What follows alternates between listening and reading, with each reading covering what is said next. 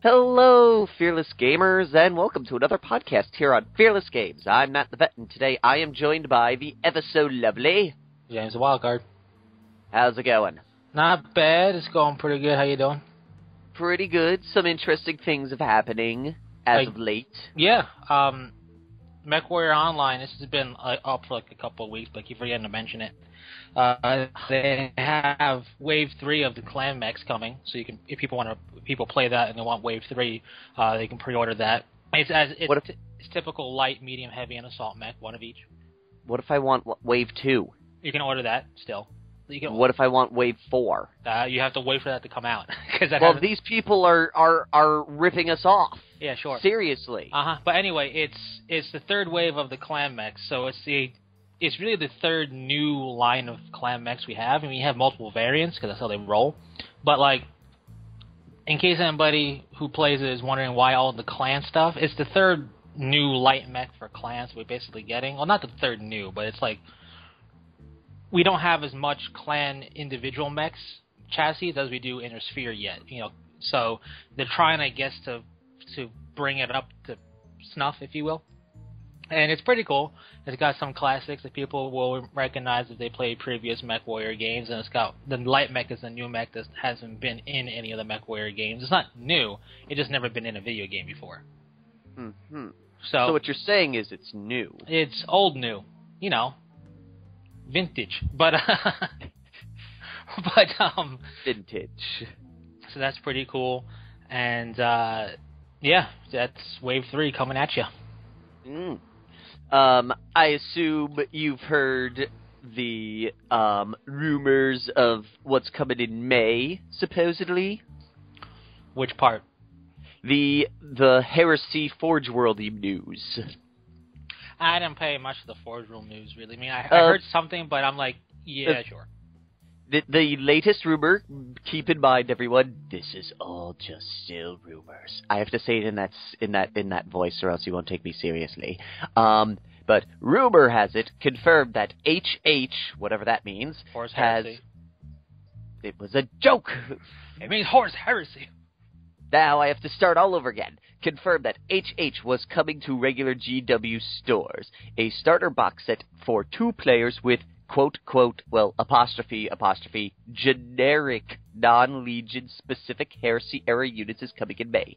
Wasn't specific on plans beyond that. Apart from that, FW will take care of Legion-specific upgrade packs, unique units, and other stuff that GW doesn't want to run in plastic. Apparently, the demand for HH stuff has been so intense, GW is centralizing the range. Didn't mention anything about FW in stores, though.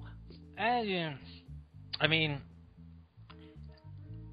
I guess it's just, I don't know what we could really expect to come out of this. I mean, especially if it's generic stuff, I don't see why they couldn't just put the Forge World kits in there. They made all the generic Legion Astarte stuff.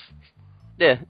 Like, what are we really going to benefit from in terms of Mark III plastics? Because I would love for them to give us like a diverse way of posability, a bit more than what we got right now. But it's probably won't. So it would be a cool idea. I just don't know. I don't know. I don't have too much like jump for joy for it. My interest in it is the sheer fact, as of right now, it is fairly pricey to get just regular units through Forge World, which has kind of put me off from collecting Heresy stuff because it's like, it's $60 for 5 guys. Granted, we're almost up there here in the U.S., but I mean, yes to no. We have to look at it this way. The Horus Heresy range is for a game you can only play if both players agree upon it. It's not anything necessary. Yeah. So, like, it's basically the way Forge World's always been. Here are premium models that you're going to pay a premium for. So, buy it, or you can still take plenty of the plastic stuff in GW's range currently. They make Mark 6 helmets. They've done Mark 4 helmets. You can do that stuff. You can take the Tactical Squad box and make a decent amount of Horus Heresy style looking guys. But to get the full and everything, it would be nice, I guess, in plastic to do that full range. Sure, it's just, I don't know. It'll be nice, but my problem with it is it sounds like the Imperial Knight fiasco. You know, they did the basic Imperial Knights in GW and then left Forge World to it. So it's not, you know, what we're going to get a box set that probably more people will buy than Imperial Knights, sure, on the long run because of Space Marine stuff. But yeah, at the same time, it's not going to do much for you. I mean, it's not like it's just more models. It'll be cool, don't get me wrong. I always like plastic because I like working with plastic over everything else. Mm. But it seems kind of counterproductive in a way because Forge World has this entire generic range. Yeah. So why make it in plastic and compete with yourself? Well, I think it's more because, like, I know a lot of people are sitting there, because if you look at the Legion troops, and just, like, let's look at a regular tactical squad here, the regular, let me just find on a Mark III Iron Army, set. Iron Armor. Army, armor, all good. You get 1, 2, 3, 4, 5 guys. Uh-huh. Those 5 guys don't have bolters. Right. And they are currently... let me just pull up my handy-dandy currency converter. No, I understand the price thing, and that's been Forge World's thing. Either you like it or you don't. We can't... I mean, it's just the fact of to have invested, and they invested a good amount just if you look at the different molds they have in just the basic marks of power armor, Mark II through Mark VI. They invested a lot in that because they have Mark II through Mark VI as well as regular dudes, and they have some of them as destroyers. They have some of those marks as assault guys, so it's different sculpts and different molds. So then go ahead and then release what would be great, a whole plastic thing. Is Well, like I said, you're getting, for the price of what we get here, I think GW's doing it to get the guys that are going, well, I could spend $32 on 5 dudes without guns, or spend $35 for 10 dudes with guns. And I think they're trying to cater to those guys that are not grabbing the generics because of the price. Right, but at the same time, it's a case of, it's a niche thing. The Horus Heresy, collecting a period correct, a historical Horus Heresy force, if you will, collecting something like that is a niche thing. Either you do it or you don't. It's not like people aren't playing Space Marines because the Mark III power armor is $3 with no weaponry. They're going to play Space Marines and buy the tactical squad box. I'm just saying, I would love it, don't get me wrong. I like plastic kits. I like that stuff. I would like something like that, but I don't see a reason. It's not like it's a necessity to play 40K. Yes, well, it's not I really would prefer there. them the to do generic starter set, for people the instead rumors, of having what we have now. The rumor is right now that it's supposedly a Horus Heresy starter set. Yeah, which, again, would be kind of interesting but weird. You know what I mean? Because the Legions are 20-man squads, typically. Yes. So to do, like, a starter set, hopefully, like a beginner set, I mean, like what we have Dark Vengeance-wise now. Yeah. If they went over to do a Horus Heresy one, which I'm not saying they are, but if that kind of was like their way, we'll get away with 2 birds with 1 stone, it would be a weird setup because it would be getting people familiar with the 31st century as opposed to the 41st century. Mm. I think it's great, but I would like that energy put into really cool Dark Vengeance style starter set, but generic enough. I love Dark Angels, but I would love that set even more if they were generic Marines. Yeah, you'd get more people to buy it. Exactly, and I think that would be good. No, would I love plastic Horus Heresy? Yeah. Would I like plastic Knight kits even more? Yes. I would like for GW to take the reins on some of their stuff, like kind of how they made the plastic Baneblade or the Hexblade, that whole stuff. That was great. Great move on their part. Stuff like that will be great. To kind of double dip into your own niche thing, while nice, and I would love it, because it would be a lot better than the Armor Through the Ages kit that they have. Because that's just a bunch of single pose dudes, 1 of each mark. So having something where it's like, here's a squad of Mark II, 10-man bolters, whatever they're gonna do, be it snap fit or whatever, it still look great because the snap fit stuff looks phenomenal now.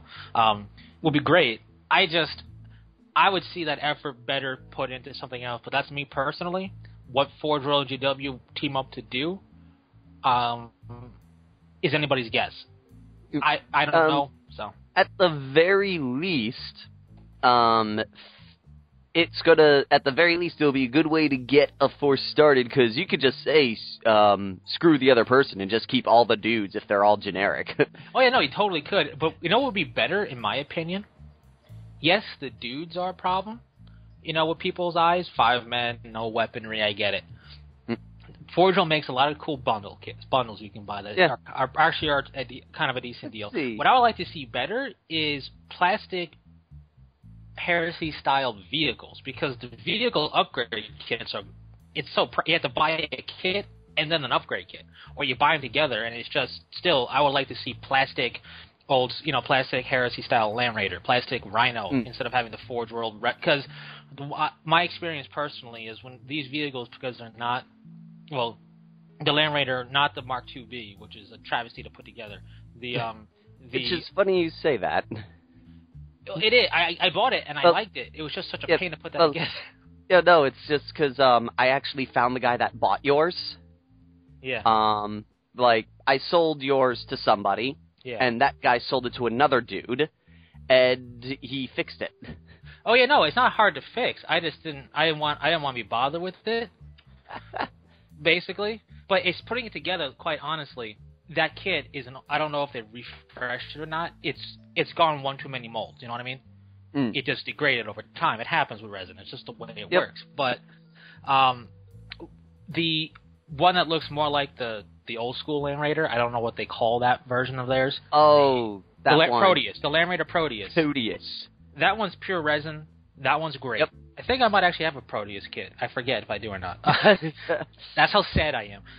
But you remind me of that dude. There's a place called Bayshore Hobbies. The man doesn't know what he has. He just throws stuff in a corner and says, "Go look through it." I feel like you turn the wrong way and you collapse. And sometimes the way you make yourself sound on the podcast, it just sounds like you're just sitting in a room, just surrounded by bags and kits. 97% of all my stuff's in New York, so I don't know what it is true. So, also, I feel like I'm a dime store 40K version of Adam Savage. You ever watch some of his stuff on YouTube? He's like, "Oh, I have such the thing we need," and he runs over and goes through it and picks it up, and he's got like a little piece he can use to fix something, but in his workshop. So I think I might have a Proteus. But my point is, that's a full resin kit. It'll go together fairly nicely because it's not trying to convert up the Rhino to an old school Rhino. The Rhino, the problem with those conversion things, it's like the problem with Forgel's extra armor stuff, which is pretty cool. You don't just slap it on, which somebody who maybe is new to the stuff wouldn't realize. You got to shave down like the big rivets that come out of the plastic parts. It's just, when you have a plastic resin hybrid upgrade kit like that, there's a lot of room for not inaccuracies, but there's a lot of slop potential depending upon, did the resin mold get tweaked? Did the piece was it hot on delivery and kind of warped a bit, and you got to kind of warp it back? You know what I mean? So if they took that and made those as pure plastic kits, that would be awesome, because you would have nearly perfect fitting all the time, and it would probably drive costs honestly down if it was a pure plastic thing, as opposed to doing the plastic resin hybrid upgrade stuff for the Rhino, especially the Rhinos, because the Land Raider, the Proteus, its own thing, that's fine. If they wanted to make a cool looking Mark IIB plastic, that'd be even better.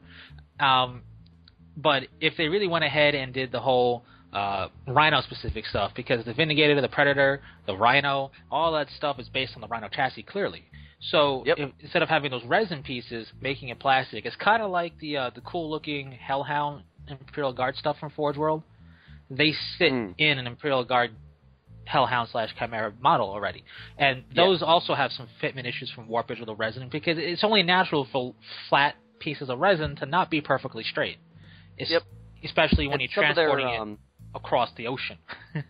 And especially with some of their new tactics now. Apparently, like with the Fire Raptor, the guns, the wings. Yeah. They put a piece of cardboard between it, and then they wrap rubber bands around it to keep it straight, which is cool. The problem is they do it lengthwise. So my friend who bought it, his wings bent inward, so they made like a funky curve instead of staying straight. Yeah, no, I mean, people don't like hearing this because it sounds like it's a cop-out, but when you're dealing with essentially almost custom pores, it's almost like that with some of these bigger stuff from Forge World. I mean, dealing with big resin pieces in general that are flat, wide, long, they are pristine if it's the case of here's the mold and we're handing it directly to you. Yep. You know, if you live in London, you can go to their drop-off point. Yeah, but when you have to take it out, wrap it up, package it, put it somewhere where it's sitting, and it's going to get hot in a warehouse, then it's got to ship to you, and the way it ships is not going to be exactly environmentally friendly to stuff all the time. And then it's got to get to you, ultimately.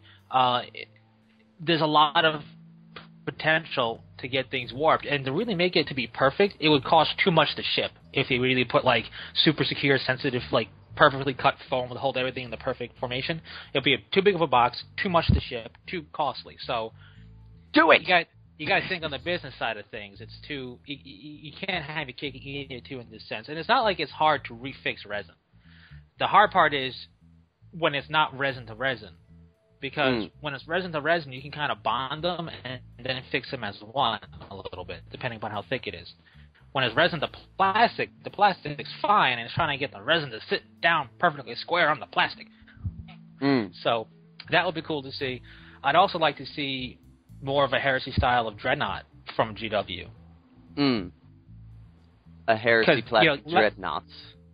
Let Forge World have the Contemptor, but make the Mark IV style of Dreadnought on GW's side of things. That would help. It's just, I think that would be cooler than generic model kit thing, which would still be cool. I'm not saying I hate it, don't want it. I would love me some box like that. But especially if it's snap fit, therefore you get it at a really good discount. Essentially, when you look at, like, for example, Dark Vengeance alone, and you look at the price of a Deathwing kit and the price of a Ravenwing kit, you basically have the entire price of the whole kit of the whole Dark Vengeance box right there. So yeah. So snap fits are a really good deal. I would love that for sure, but I just would rather see them perhaps either do something else with like a more generic starter kit stuff, or I don't know. Let's give some of the Xenos some loving. Supposedly, rumors I heard down the line was that they were going to throw in add-ons, which will add Xenos to the starter game. Right. I don't even mean starter game stuff. I mean, let's go for 24 Dark Elder players. Let's try, something like that. Like 24? You're just asking for too much. I know, right? But like, let's do that, or I don't know. Be realistic. Gasp, Sisters of Battle, plastic. How about do a plastic of those? I don't know. I would just like to see the range as a whole be boosted, and not because. Let's face it, some of the best-looking kits right now are Space Marine kits. Yeah. The Necron stuff looks pretty good, but really, some of the best-looking stuff and some of the most versatile stuff that you can take and build a variety of things and pose abilities are Space Marines. Yep. Space Marine Commander box, which is old and really needs an update, has way more versatility than buying any of the Autarchs. Yep. So let's boost that. And it's actually worth the price of $30 over the new snap fit ones. Right. So, like, let's do stuff like that for other forces. You know, that's what I would like to see. Dude, a custom RTOC box would be amazing. Like, just do stuff that way for them. They did pretty good with the Tyranids. I'll give them that. They finally gave them wings, which is like, oh, finally, for your Hive Tyrant. But do stuff like that for the War Boss, for the Autarch, the Archon. Yeah, the Asho. Yeah, the Chasseau. Well, they kind of did, but kind of didn't. I said the War Boss. What was the Necron Lords? Yes, because especially I kind of put the Necron Lords as kind of like the D&D of 40K in terms of what they can take. Basically magical items. But you can't, if you really wanted to customize your Necron Lord, you really wouldn't be able to represent them on the battlefield with what's offered. And they offer some pretty cool models, but it's more like, well, not quite how I represented my guy, but it'll do. And I think it'd be better if it's really more like how you represent your guy. Yeah, it is a little bit of a missed opportunity where the commanders... I mean, if you're going to charge $30 for a commander of any type, you should be able to do a good chunk of the options they're allowed to have. I mean, you don't need to put in all the relics that they're allowed to have, but all the generic gear they're supposed to be able to equip themselves with. Oh, yeah, completely. And, for example, the Chaos Lord Terminator kit is a nice kit. It doesn't have kit. It's good. It works for the most part representing any of the gods. And the nice thing is, Mark of Chaos, you don't need an actual bit to represent that, to be all honest. Yeah. So, no, you don't. Stuff like that, you can get away with. But when the best example is the Autarch. If I wanted to build them a certain way, and it's not one of the ways in which you have them, it's utterly useless to me. So. Yep. Let's see. I think right now there's only one that you can buy, and he's only got 3 pieces. What was that? What was what? Sounded like a bird chirping on your end. That's weird. There's no birds around here. Or are there? Damn you, Skype.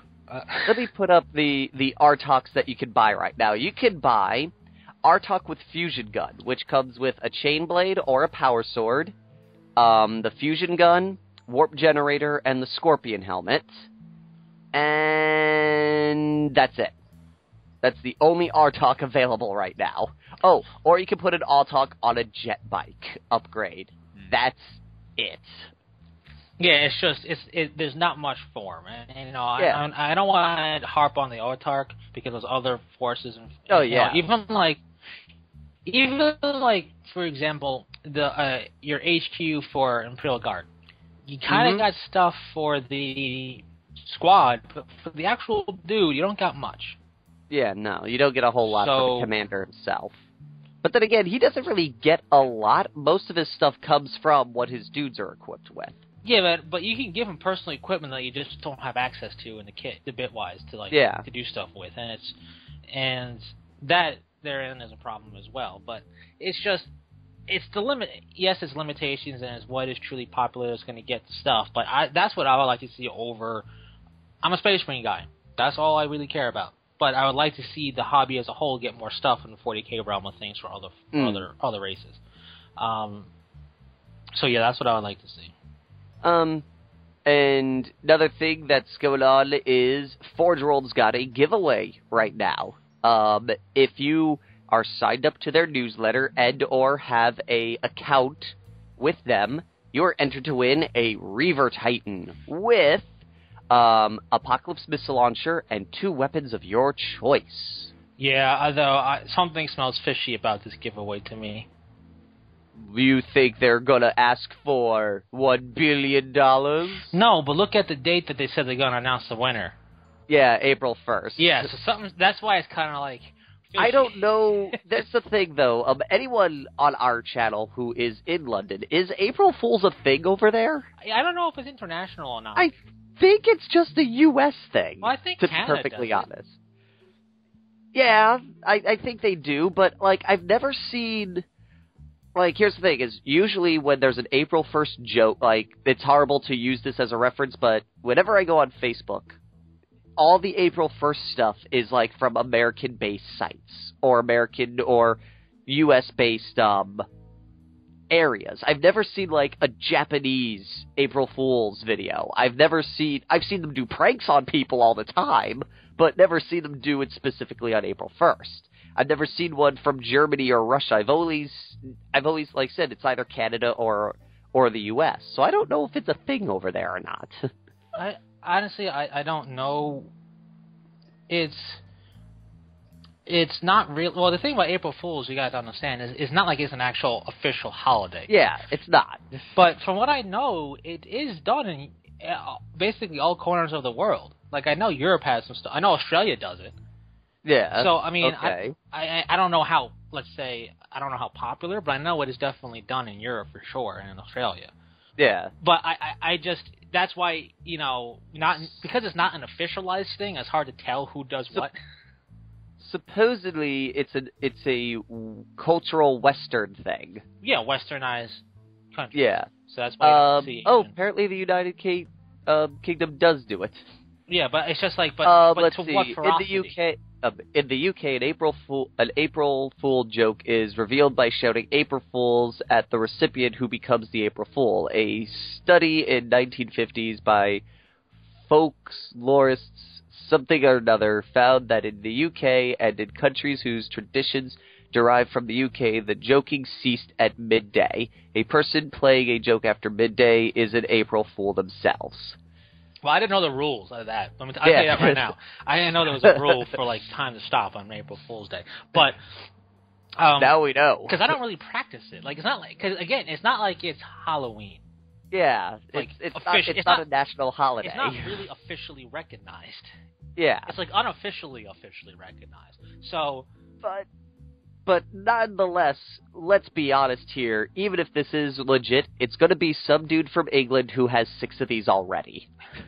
That's who's going to win. It will be somebody who already has like 3. It may not be England. Yeah. Maybe it'll be France. Who knows where? But like, it's going to be somebody who's like, man, just so I got another one. Whatever. And they'll be sitting there going, oh, geez, which weapons do I have to pick for this one?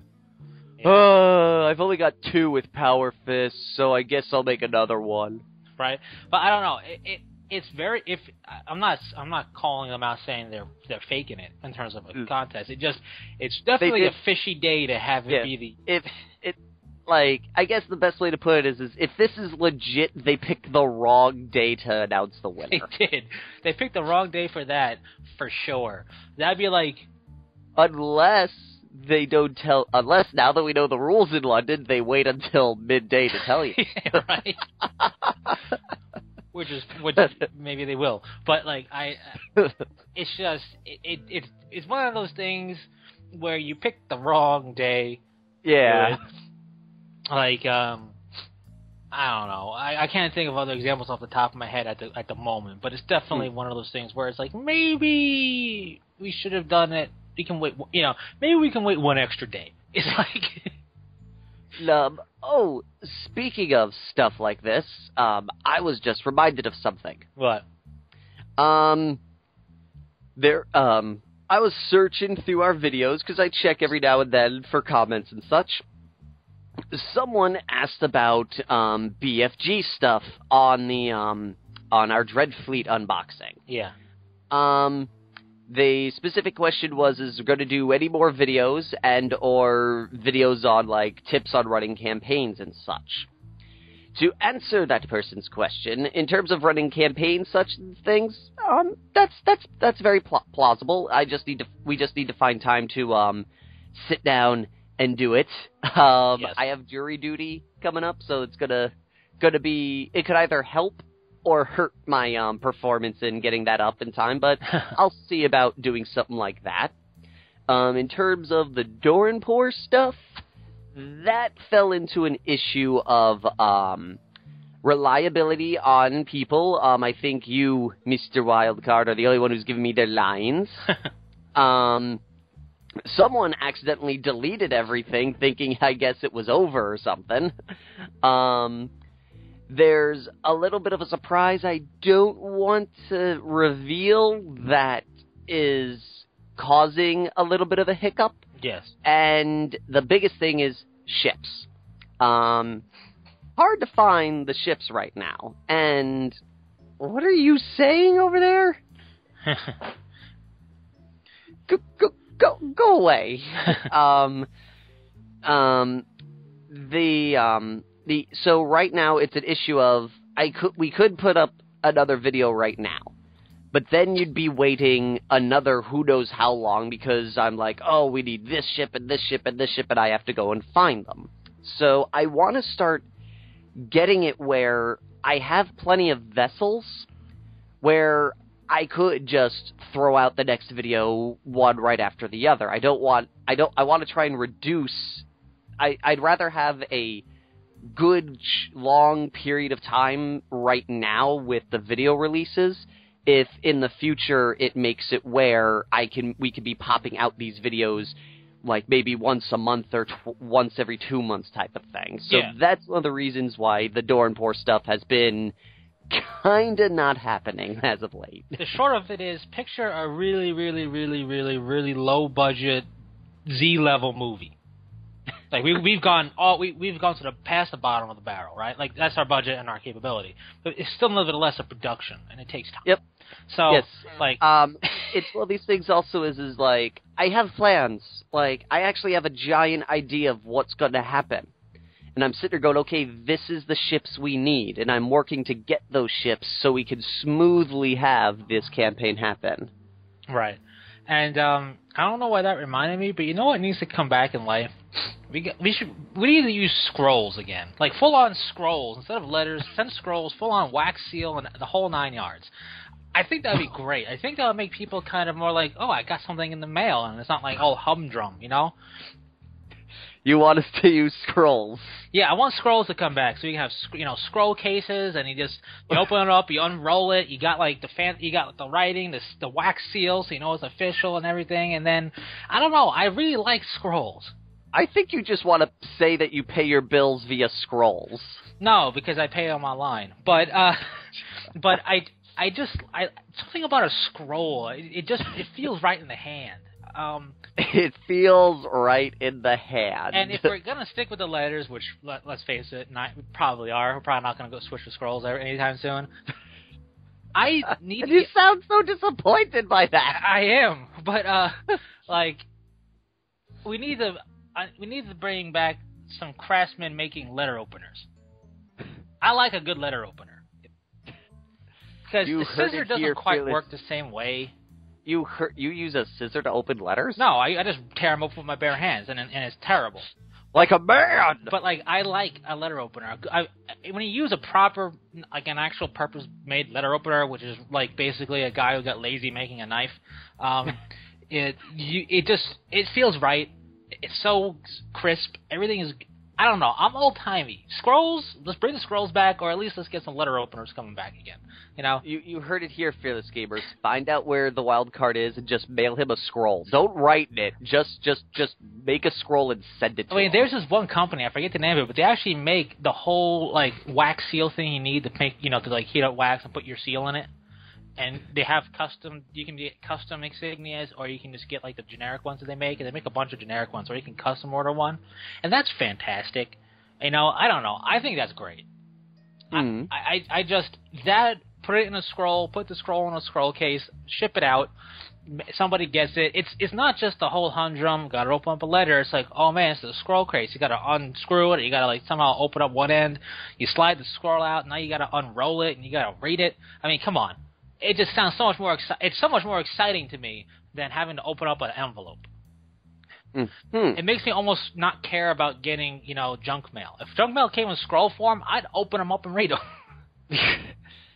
Now, this is interesting to hear. Speaking of scrolls and old stuff coming back, supposedly MGM wants to remake The Secret of Nim. Huh. Which is interesting. It can't be any worse than Timmy's Adventure. That's for sure. All right. You never heard of Timmy's Adventure? I have, but I don't recognize that. The premise is Timmy was apparently somewhere down the line, before he passed away, Nicodemus named Timmy this messiah of the Rats of Nim. For some odd reason. And when they did that, one of the other boys, I forget his name, Martin, is angry at him. So Timmy goes off to the new Rats of Nim Valley and gets trained to be this super awesome leader thing, because he's a son of Jonathan. Right. Long story short, Martin gets played by Eric Idle as a villain. Okay. And he decides to take over Nim to find the rats. Okay. Well, it was silly and over the top stupid. Gotcha.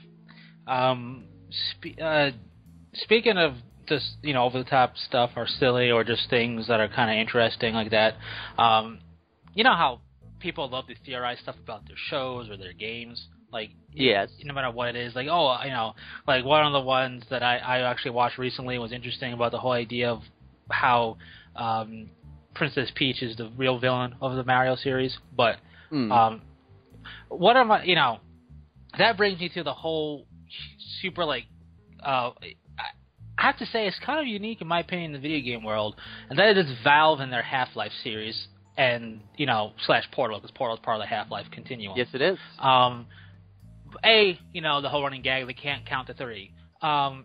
Yep, they can't. But Portal is 4 letters, and 2, and divide that and Portal confirmed. No, Portal is 6 letters, and they have 2 games, and you divide it by 2, and Portal 3 confirmed. Like, I love all of the because they do a really good job they do a lot of ARG, alternate reality stuff for kind of viral marketing for their things. Like, there's a website that does stuff for Black Mesa and all that right now, and it's all really cool. It's really cool. There was a joke in the little DLC for Amnesia: The Dark Descent, where the girl at the end goes, "I'm still alive," and it was a joke for Portal 2. Yeah. But and it's all very cool how they do the ARG stuff, and they're into it. They do a good job. It's not done cheesily, and it makes people do all these conspiracy theories kind of thinking. And there's so many, I can't think of another game that has so many Ren stuff where you're doing counting of letters and numbers and doing math that go Half-Life 3 confirmed, but And the fact that we're still doing it. Yeah, and that we're still doing it. But they are working on something. We know that. They're not just twiddling their thumbs. But I just find the whole theorizing and stuff like that interesting. And I find the Valve one really interesting for several reasons. Because of the ARG, because it's not even a theory on, the ending of a game. It's a theory on when we're going to get the next game. It has nothing to do with, the story. It's a theory of when we're going to get the next game. And, thinking about it, the Half-Life series is basically the last in the line of the old-school first-person shooters. The truly silent protagonist, the way that everything is done, it doesn't snap to cover, there's no, calling in or, upgrading stuff, there's no level-based system anymore in it like there is in everything else. It's really kind of the last of that era. And I find it interesting that it's popular. It's surviving and thriving, even though it can't count to 3. So yep, they can never count to 3. No, they can't. So that's what I find interesting about old stuff. And you know what else I came across recently in commercial form of stuff? I don't know. It's not the first time this has happened, and other companies do it, but it was through a Sprint commercial. They like to dredge up old things that were kind of viral back in the day a little bit and reuse them for their commercials these days. They're using the Narwhal song for Sprint. I've never heard of this. It was back in 2008, 2009 is when the Narwhal song I think came out or was kind of popular. But it's just kind of what I want to know is who has that job of looking back in time of going, this'll work. It worked 7 years ago. It'll work now. It's who decides this? Oh. It is very crazy when you think about it. It is. It's a bit odd in my opinion. I want to know, I want to know who has that job and if how do they determine if it's a success? Is it is it a success because people got the song stuck in the head, they know nothing about your product? You remember back in the mid 2000s, before 2010 and whatnot, and it still happens today. But there's a real string of commercials where people had it was really catchy what they were saying on the tune. It's what's that for? I have no idea. But there's a couple like that. Yeah, it was kind of big then, and it still happens today. But does that qualify as success for commercial? I don't know. And you know what I would love to do? If I had the not that me personally would love to do it, but kinda if I can make money off of it, right? But if I had the pull and the connections, I would love to see a through the years, the first commercial on TV ever, and then go pull a couple of commercials per year, or per X amount of years, and see how commercials have transformed over time. Think about it. We can do that with movies easily. You pop in an old movie with the piano playing and it's all silent and everything, and you got like the text box come up, and then you can see how movies have evolved to basically be stuff where the CG still doesn't look as good as the live stuff done in the original Jurassic Park. But like that stuff today, I was watching Jurassic Park the other day. The stuff that's not CG, which basically most all of it, looks so good. Like it's so. Like, you look at the dinosaur on its side, that's supposed to be, like, and it actually made it. And it's an actual prop. It's not a CG thing. It's an actual prop that breathes and stuff. Back in the day, we didn't use CG for everything. Right, but, like, that doesn't look fake or out of place. It looks like a real animal. Like, it should, like, hey, that's an actual dinosaur. You guys have broken, like, why aren't you making millions? Like, you know what I mean? Like this is a real creature right here. And then you look at it today, it still looks real. And you look at some of, like, the top, like, nomination or Oscar-winning movies of CG, like Life of Pi with the tiger. It looks so fake, the tiger. Oh, yeah. But that movie wasn't that good. I don't understand. I never saw the full movie, but I watched stuff about it. Was the movie just basically an acid trip? Like, what was the whole point of that movie? Well, the whole point is the movie tried to make a fantastical journey, but still be deep and like Inception level, because at the end you have to sit there going, is what he just told this guy all true, or is what we just find out at the end the real story type of thing? And they were just really trying to make a soup. They basically wanted to take Avatar and combine it with Inception and hope that everyone would fall for it. And it was really boring and stupid. What got me was with the whole story was seeing clips where he's actively going underneath the tarp that the tiger pops out of, looking for supplies, and never once encounters the big tiger under the tarp. Yeah, the tiger like waits for perfect timing to eat a bird. To pop out of the tarp that the dude was actively underneath looking for stuff in. Like how do you not see tiger? Yep. Well, that's the thing is like without really spoiling stuff, it was all about trying to mess with you. Oh, yeah, I get that, but it's just, I remember that in like the coming attraction. I think I said out loud the first time I saw it, that's stupid. Like don't get me wrong, not every movie's gonna be for me. I get that. I like certain things and other stuff I don't like, but it didn't even have like a premise that made any sense to me. The whole premise was just there was a dude, and he's apparently every religion ever, so he's like the Batman of religion. And he meets with the guy, and a guy like says, "Oh, so what happened to you? I haven't seen you in years." And he goes, "Well, let me tell you my story." Yeah. And he tells him his story. And then he tells the story of what happens when everyone asks him what his story was. And then he goes, "Okay, have a good day." And he leaves. I like the story of the Fresh Prince of Bel-Air better. That's a better story. It is the story of about how his life got turned upside down. Upside down, yeah. But like at least that, I can follow that. I can get it. Yeah, he got into one little fight and his mom got scared, and she said, "You're moving with your auntie and uncle in Bel-Air." Right, but like I don't know. But yeah, no, it's just I'm looking because you watch movies nowadays, and like for example, with the new Fast and Furious coming out, how Paul Walker died before they finished shooting it. They got his brother and some CGI, and as they said, unless you basically stalked Paul Walker, you couldn't tell what was CGI'd face on his brother and what was the real Paul Walker, unless you knew when those scenes were shot. Like, and if you didn't know when those scenes were shot, you can't tell. It's like it's getting to the point where we can make people look younger, look like they did when they were younger. Jeff Bridges, Arnold Schwarzenegger. You can do that, make them look younger. You can basically put them where they're not, dead actor, but we put them in there. It's not the first. It's not the first one that done it with Paul Walker. They don't want somebody else. The Crow. Before. Yeah, you can do stuff like that. Where it's getting to the point where all you need is like voice acting, and prop makers are becoming almost like a dying art, which is sad. Like how can we make something that looks convincing on the cheap, but like for example, like how can we make a a robotic type thing as a prop that looks like it could function, but is really just a bunch of pipe welded together with some stuff on it. And now it's like, well, this CGI it. You know what I really hate? CGI blood effects.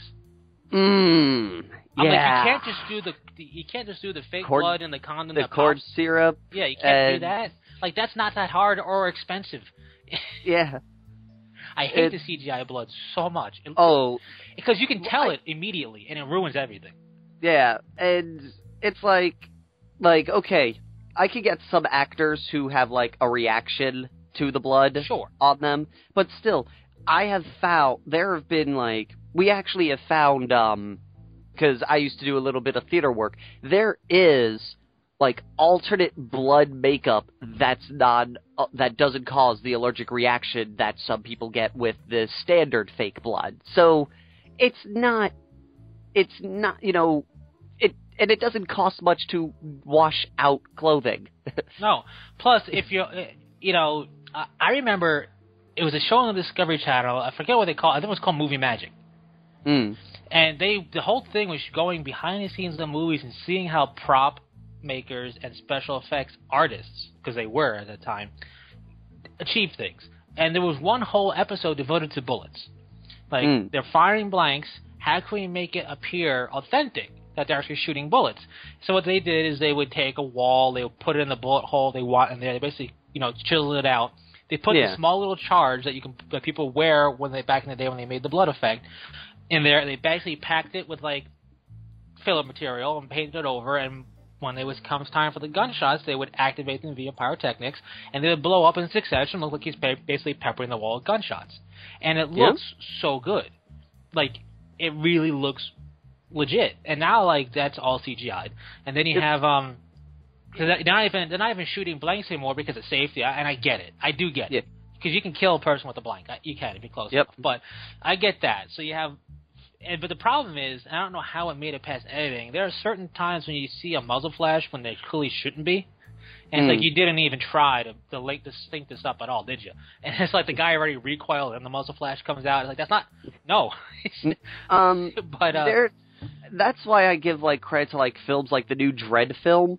They actually, like, if you go on the DVD, they have the blood test footage that they used for when they were testing what would work for blood in the slow-mo scenes. Right. It's like, why can't they do that more? You know, these guys spent more money on making sure the blood looked real than any of the CG that they threw in. Exactly. And the thing is, you can kind of forgive or even overlook and not really care too much about CG, let's say, building, you know? Yeah. Because it's a geometric structure. It doesn't really... your eye can be fooled enough with a low-level CG like that. It's more forgiving when it's a landscape, because then the whole landscape is CG. It's not like, just for lack of a better word, it's not like the Star Wars stuff where you're trying to mix real life with all the CG aliens type of thing. When it's just a scenery piece, you can get away with it. Right. But, like, in this Movie Magic episode, they also showed how they do when somebody gets shot by, bullet ridden. And they basically take the clothing, they cut a little X that is like very like fine cut, and like they very weakly stitch it together so it holds. And they have that same charge in a little balloon or a little condom filled with fake blood. With the charge attached to it, and when it's appropriate, they detonate it via remote. It doesn't hurt. They put a little padding to make sure behind it doesn't hurt, and it blows the wound open, like the X cut in the fabric, so it looks like a bullet hole, and the blood splatters all effective, and the guy falls down, and you move on to the next scene. Infinitely quicker, in my opinion, than having to go in and CG edit blood at the appropriate time. Especially since with that. Because I've done a little bit, like, anyone's ever seen, like, those little cheesy, the last Doran'Por video where the Wrath of Horus blows up our star fort. I had to sit there and frame by frame edit that laser beam, And we're not talking like $1 million budget for a laser beam. We're talking just down and dirty doing it. Yeah, I had to sit there and frame by frame make sure that the blade moved in a straight line and doesn't deviate or wiggle. And it's like, if you could just do something on camera, That's so much easier than sitting there and editing stuff frame by frame plus color correction so it looks proper and doesn't look like it's sticking out of place and that it's actually there and all that junk. Like, a good example is, like, you know, like, just with anything. CG, I feel, takes more time than practical effects. I do, but somehow it becomes cost-effective. I don't understand it. Yes, but it's because you could, like, let's just say, for example, a scene where there's, like, let's just do RoboCop. The scene where where Alex Murphy gets gunned down. In the 80s production, they needed to pay a makeup guy to do all of his chunked up face. They had to pay a costume guy to craft the outfit. They had to pay a pyrotechnics guy to place all the splashes. They had to pay a blood guy to make all the blood, and a coordination guy to do all the bullet stuff. If they did that today, they just have to pay one person to do all that computer effects. Yeah, I mean, I get it, but I don't. You know what I mean? Like, it's because, like, put it to you this way. It sounds like it would be more expensive to do it computer than it does practical. It does. Like, I get how the cost effect, but when you think about it, and like everything else in life, time is money, but apparently not here. Yeah. So, but also practical effects. These are like not my top examples in any order, but some ones that stick out in my mind that use practical effects to pretty good knowledge. League of Extraordinary Gentlemen did a pretty good job with practical effects. I never actually saw that film. I did a pretty good job with some of the, not all of it, but some of the stuff was practical, and it did a pretty good job. Jurassic Park is one of the best examples. Oh, yeah. Because those dinosaurs, the ones that are actual factual that they did practical effect-wise, are so good-looking. Another really good example is Alien. How it was just a head and a black plastic garbage bag. Yep. And people were terrified of it. Yep. Like, not a lot of people know that the original Alien was mostly comprised of black trash bags. Right. But, like, that's all practical effect, and you use lighting and you use stuff to your advantage. And I don't know if they're fully died out now, but the background painters that they used to use, in Star Wars. Painters. Those guys are talented as all get out, and I think they're basically a dead profession. It is, for a large degree. You very rarely, I can't think of the last film that used a matte painting for a background. I mean, when you look at the original Star Wars trilogy, all of those backgrounds are matte paintings, and they're so good looking. Like, it looks so good, and I remember, it must have been late 90s, early 2000s, before movies rolled, there was an actual, like, PSA about matte painters and, like, you know, save the jobs and, like, contact them, you know, support us, and I guess they ultimately died out. But that's a really good. You combine that plus practical props and practical effects, and I think you have a better looking movie than a lot of these really high. I mean, don't get me wrong, super high dollar budget stuff like an Avengers film. This stuff looks good. Obviously we know as a viewer that the helicarriers and a practical effect, but it's not like. It's not ruining the movie because that you know it's CGI, and really you know it's CGI because you know it doesn't exist. So. One thing that's always very interesting, speaking of that, you ever see the new Evil Dead, the remake? No, I didn't. They go to the scene, like, it's not really spoiling everything because it follows the film, like, the original film to, a T, and, statues of limitations here. The scene where they find the road is flooded out. Yeah. At first glance, it kind of looks fake because we're so used to a CG film environment. Right. On the commentary, the director goes, "Yeah, that's actually real. When we were on set, when we were on location, there was a storm, and it flooded the river. And I went, get the camera and go, and we just filmed the river being flooded." And I was like, "Wow," type of thing. That's great. You know what else? I just dawned on me that had really good practical effects and stuff. Terminator 2. It did. They took every time it went liquidy and reformed, that was actual real mercury, essentially, with a magnet underneath it, moving it around. Like, and it sounds so silly. Like and the simple, scene, scene when he's reforming himself at the forge. Exactly, and that's just a little table that makes that they zoom in super close on. Yep. And they had magnets underneath it, and they zipped it around to make it move, and that was a fantastic idea. And the dude is actually on set. The cop he's like in a Speedo with a bunch of little X's sharpied all over his body, and he did all the scenes where when the when the T-1000 is in human form, he's on set. Exactly. So, like, that was just a really good effect there. Or another good one is the double Sarah Connor. Yes. That was actually her twin sister. You know, but today they would have just CG'd an actor. Yeah. No, I mean, there's something to be said about, I guess, the dying art of practical effects. Like, yes. We all harp on it for Star Wars, but, you know, the biggest thing when Samuel Jackson's in a room with a sand floor and surrounded by nothing but green screen to defend himself against things that aren't there, that's kind of lame to me. Yeah. Another good example is, it's kind of cheesy, but the third Jurassic Park film. Yeah. They still use practical effects for the raptors when they were on set with the actors, or in Judge Dredd with the giant robot. Yeah. The technicians went up to all the actors and went, "Okay, we're going to tell you this once: no sudden movements because these things will kill you." And then you got a real performance from those actors. Right. Because, like, when they put, like, Judge Hershey, when she gets grabbed by the robot, they strap her into the thing. And then the technician went, "Okay, now no sudden movements because this thing will break your neck." And so this actress is now freaking out not because she's acting, because she's afraid the thing's going to snap her neck. There you go. Perfect way you get real performances. Perfect way to get authentic performances. And it's just, I don't know. I mean, I guess another one that's pretty good was Predator, because that was actually a suit made. The guy wore it.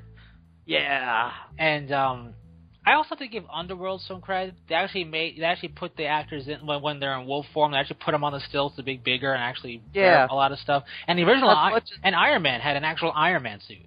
Yes, for a lot of people who don't know, the final scene where he's sitting there, that's the only time the armor CG'd on him, because Robert Downey Jr. went, "Dude, this thing weighs a ton, and I'm tired. Just CG the stupid thing on me. I'll wear the hand. That's it." So, I mean, like, that's one of the things when I remember when that was coming out. I was working in the movie theater at the time, and we were talking about it, and it came out that it's actual practical prop. He's actually wearing a suit. And I went, okay, this movie's probably going to be a lot better than I think it will be. And it's going to be good. And to anyone who doesn't believe it, there's actually on-set footage of Robert Downey Jr. walking in the Iron Man suit. He trips, and it takes 6 guys to get him up because he can't stand up in it. Like, it's a very, even if it's done Stormtrooper level in the original Star Wars, where it's just plastic, really kind of light stuff. Vacuum foam plastic. Just having some, like, CG touch-up, okay. But CG that's fine. A whole suit, it's very noticeable. Yes. And that's why, like, Predator, the full-on Predator face with the mandibles and everything, you know, that's what the guy wore it. They actually got a huge dude to play Predator. Yep. In Star Wars, the Viceroys are all makeup effects. They were. Yep. They were makeup and masks, you know. In the first movie. The biggest... Yeah. I don't know. They might have done it also in the second one, because if you watch, his lips kind of look like he's not dubbing what he's saying. I think the third one, they just went, all right, how much CG can we actually do? And they did that. Probably. Anyways, the big problem CG has today is, like, a good example, a practical effect. It still looks good today, because you're like, holy crap, that looks like it's there type of thing. Exactly. With the exception of some stop-motion films, because let's be honest, as much as I love Ray Harryhausen films, there are some where the effects just look cheesy. And really, no matter how good you get your stop-motion to look, it's stop-motion. You're going to be able to get a sense of, okay, I see what's going on. There's only one film that, no matter how old it gets, it still impresses me, is Jason and the Argonauts. Just because of the fact that they actually, even though they did do any pose, they just pantomimed, and Ray Harryhausen made the effect to make sure that the skeletons were just right so the dudes would hit them. In fact, there's one scene where the guy kicks a skeleton, and Ray timed the model just right so you see his foot go through the rib cage to hit the spinal column in the back of the bottle. So when it's done right, it looks phenomenal. But what CG has a problem with is when you see, like, a good example, Blade, let's just say. When Blade came out, the blood CG effects in that film looked like, whoa, this is really cool. Now, when you look at it, because of the kind of effects we can do with computers, you look at it and go, "Wow, this is really bad." Oh, yeah. It's sort of like video game syndrome. Oh, it definitely We go back is. and play like an N64 game, and we sit there going, "We thought this was groundbreaking." Yeah, like, you go back to Mario 64. What? When Mario 64 first came out, it was like, oh my god. 3D! This looks amazing. And now you look back at it and you go, he's got a square nose. But Yeah. but it's still fun to play. But my point is, it's that. I mean, look at the original Tron film. Yep. Back in the day, that was, oh my god! but nowadays, it's like, wow. Speaking of which, RAM, it's either RAM or Master Computer is going to be at the next Icon. That's funny. But like that effect back then was, oh my god. And now it's kind of like, fun. Master Computer. Yeah. But like, it is. And the problem also with CG right now is I'm not saying we're at our limit by any stretch of the imagination. We can do geometric shapes really well. We can do some landscape stuff really well. And, like cars and stuff pretty well. What we're really hurting is clothing to a certain extent, getting it to flop and drape and sag like real clothing does. And when you're tumbling around, clothing like Man of Steel, like that cape always looks fake. Yeah, like when you're tumbling around, clothing in video games and in movies, when it's CG'd, it sticks. It looks like it's made out of metal almost. Like it doesn't move. Like it doesn't move like it should when you look at real clothing. And the other biggest thing is the head, specifically the hair and face. We can get really good with CG, really good. But because that's what we're so used to looking at, as it stands right now, technologically wise, we can't get it to where we can go, oh, that's real. We're not. Yeah. And the thing is, we're going to get to the point, the realer it looks until it looks perfect, the more revolted we're going to be by it. Because it's like a parody. It can be really good effects, but when you first see it, you're going to go, oh, that's terrible. Even though it's really good. It's just because it's not. It's like, let's say it's not. I'm not saying it is. Let's say it's 98%. That 2% missing is going to make us have revulsion to a face because it's not going to be natural. It's going to be so close, but we're going to hate it because that's what we look at on a daily basis. Which is why stuff like clothing we can kind of get away with because, it's there, but we just kind of see, okay, the person's clothed. They are not naked running around in public. Good for them. Or are they? Right. But, like, the face and especially hair, that stuff doesn't behave anywhere near like what you need for CGI to really work well.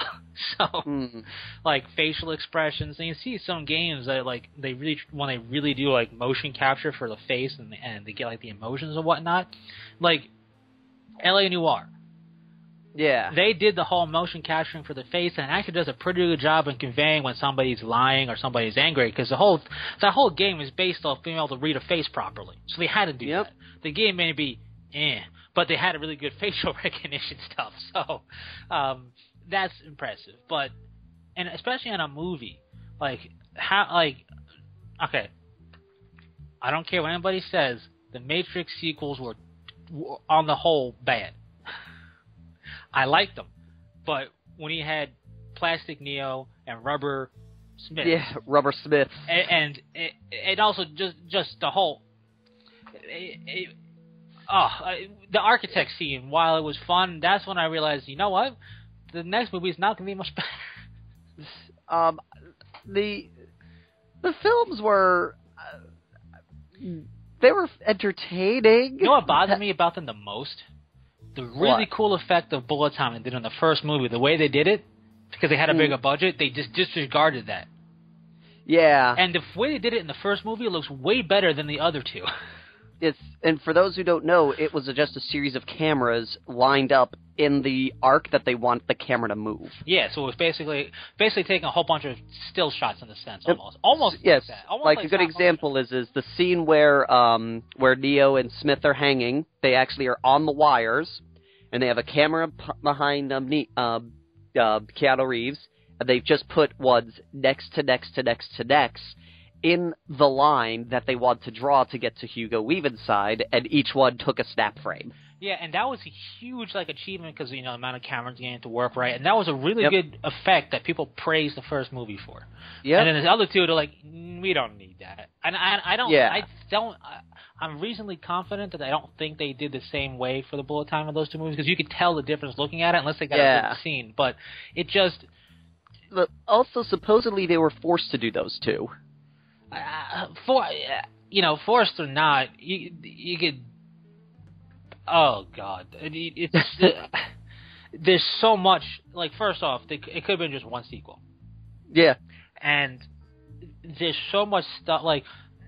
For as enjoyable as the first Matrix was, pretty great. I enjoyed the first one. I really liked the first movie.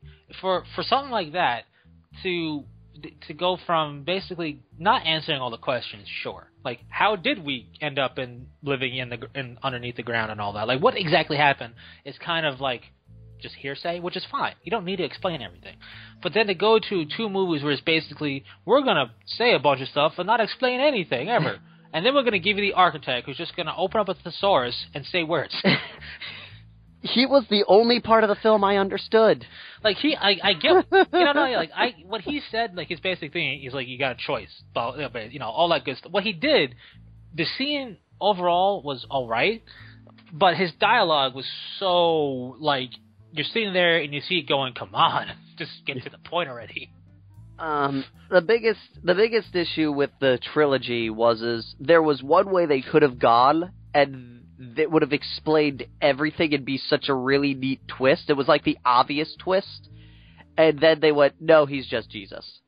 Yeah, it's the movie went from saying, Neo's the one, he is, the chosen one, religiously, godlike almost, alluding to it. And then the two sequel movies basically hit you over the head with a cross. Yep. Look at him. He's posed like he's on a cross. Can't you tell now? I know we're going to put him there again. If he could have only just been if they only went with the story where the Matrix ended up just being a Matrix within a Matrix, it would have been so much better. But then they went, no, he's just Jesus. Well, it was the funniest thing about this trilogy is the final fight, which was basically when I saw that, I went, Dragon Ball Z? What's going on? Yeah, a lot of people think Dragon Ball Z on that scene, because it kind of is. It really was. That, if that's, they should have, the people who made DBE should have looked at that and went, let's just do this. Yeah, they would have had a better fight sequence if Evolution took a stab at that. Right. But I have to say, better than the game ending with the fight against Robo Smith. Mega Smith. Super Mega Ultra Smith. Who just went, roar. I looked at and that. there happened to be a sunglasses ad right there for him. Yeah, but I just looked at that and I went, why are they merging Ford Devastator? I don't understand what happened. But I looked at that and I went, no, this is really stupid. This is dumber than what you did in the movie. Why wouldn't you follow the movie?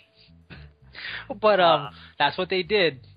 And it was I just lost a thought in my head that I had that was on the same line as this. But yeah, no, it hurt in a sense to see what to do with that movie and the game that go with it. Oh, I remember because it reminded me of Optimus Prime for whatever reason. Peter Cullen and all that. You remember the original Knight Rider? Yes. The villain Car was voiced by Peter Cullen for a bit. I didn't know there was a villain Car. It is Kit and Car. And okay. There's Kit, and Car looks just like Kit with a slightly different color scheme going on, and he's like a villain Car. Uh-huh. Hence, named Karr, Car, and Kit is Kitt. But, yeah. But, I was reading that, I'm like, wait, he voiced Car for a bit? What? And if anybody doesn't know the original Knight Rider, I'm sorry. I don't care how cheesy the effects and the stuff look now. That was so much fun. David Hasselhoff and a talking car. I mean, That was just... Oh no, Kit, they're on speedboats. It's all right, Michael. There's a freeway right over there. Right, that and Chips, the original Chips, where every car chase ended in an explosion, and everything had a convenient freeway next to it. I only found out about Chips through C-Lab 2021 because Eric Estrada's in both. I remember when they tried to bring back Chips with the original, like, 2 main characters and stuff, and it was actually a pretty decent, like, pilot episode, but nothing came afterwards. Chips was fantastic. I encourage any Fearless Gamer who's never seen any Knight Rider or Chips, the original stuff, to watch it, because when they tried to bring Knight Rider back as a Ford Mustang, they just didn't do it any justice. Like, and it doesn't work without Mr. Feeney as Kit. Yeah, it doesn't work without that car. Period. Like a different car is not. It's not the same. It's like making the General Lee like a Toyota Camry. It wouldn't make any sense. You know what I mean? Like it's got the General Lee's got to be the General Lee. But like, you watch some Knight Rider. First of all, it's got a great theme song. It's great. That was my ringtone for such a long time. It was. And it was fantastic. I never picked up the phone until like you nearly hung up on the person because I wanted to listen to it. But that's got a great theme song. And Chips, California Highway Patrol, just I don't even know the plot of that show. To be honest, like I just know follows 2 people who are motorcycle cops in California, and they invariably have to chase a car, and it ends up with the guy jumping out of the car, the last man in the car jumping off a cliff, rolling 17 times, and exploding at the bottom. That's how every chase ends, and it's glorious. So, like both movies are 80s goodness, and there's not enough 80s goodness right now. And with that, we will let you all go so you can watch those 80s goodness. Right. I mean, it's the 80s. I mean, come on. It was our time, man. I mean, it was and it wasn't. And it was just, that was a time when you could watch, like, people actually smoked and things. It wasn't like, cigarettes in a show where people are in a city where people smoke. How dare you? And it was a time where the slutty girls wore more clothing than the good girls in TV shows today. Oh, it's so true. Like the slutty girls in the shows back then have more clothing on than Disney character shows. Yes, like take a look at some of the average Disney character shows right now, particularly ones that have like a summer theme to them, and then look at Kelly from Married with Children. She's the perfect example. She's the perfect example. She like if you said name me the 80s slut character from the 80s, Kelly. Bundy. Kelly Bundy was it. The 80s airhead slutty type of character.